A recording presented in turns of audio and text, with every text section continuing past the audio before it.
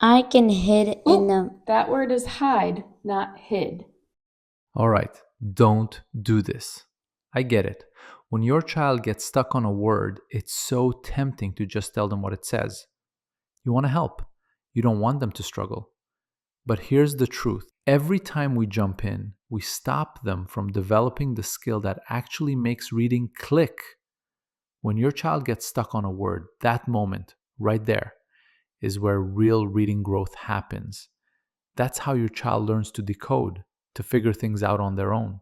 In this video, I'm going to show you exactly what to do instead, step by step, so you can help your child learn to figure out words on their own. Hey, I'm Fabricio. I'm a reading specialist, teacher coach, and a parent just like you. I have spent years helping kids who struggle with reading and showing parents simple ways to support their children at home. What's really happening in their brain? When your child looks at a word, their brain is doing something magical. It's translating letters into sounds and then blending those sounds to make a word. For example, take the word cat. They see the letter C. They remember it makes the k sound.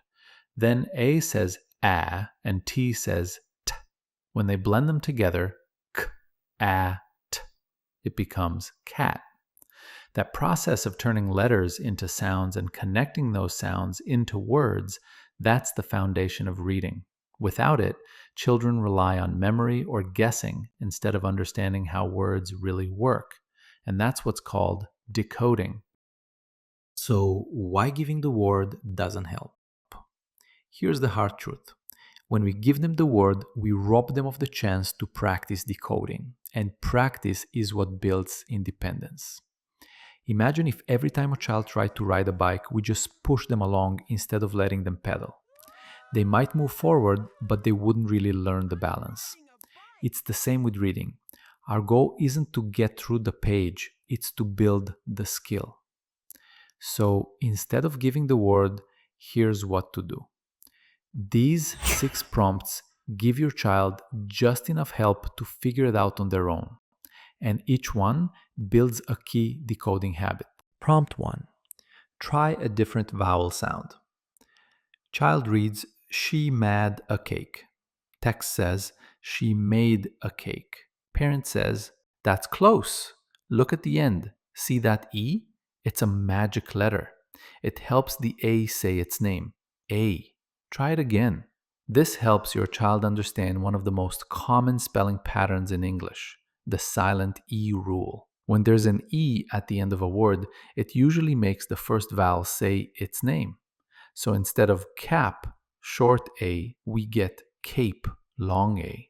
When you guide your child to notice that ending E, you're teaching them to look for clues in words, not just memorize them. They'll start spotting that same pattern in other words like bike, note, and cute, and decoding will become much easier. Prompt 2. Say all the sounds. Child reads, she likes cat. Text says, she likes cats. Parent says, you missed the sound at the end. Try it again and make sure you say all the sounds. This helps your child slow down and pay attention to every part of the word, not just the beginning. It's easy for young readers to rush or drop those small endings like S, ed, or ing. But those endings change the meaning completely. Cat becomes cats. Walk becomes walked. When you gently remind your child to say all the sounds, you're training their ears and eyes to work together. Over time, they'll start catching those endings on their own, and their reading will sound smoother and more accurate. Prompt 3. Break it apart. Text says, the rabbit hops. Child reads, I see rat, pauses, get stuck on rabbit. Parent says, let's break it into parts. Rab, bit. Now blend it together. Rabbit. Many kids freeze when they see a long word. It looks complicated at first glance. But when you show them how to break it into smaller parts, they realize it's just 2 easy chunks they already know. This teaches them to slow down, listen for patterns, and blend sounds naturally. The next time your child hesitates on a long word, remind them, you don't have to read it all at once. Let's take it apart and then put it back together.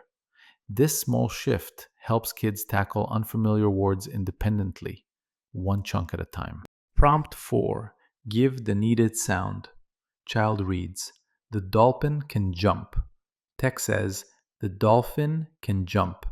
Parent says, "In this word, the letters PH make the F sound. Dolphin." Try it again. "The dolphin can jump." When kids first see PH, they might try to sound it out as PH because that's what they've been taught for individual letters. By giving them the sound F, you're introducing a new spelling pattern without overwhelming them. It's a quick, teachable moment that keeps the flow of reading going.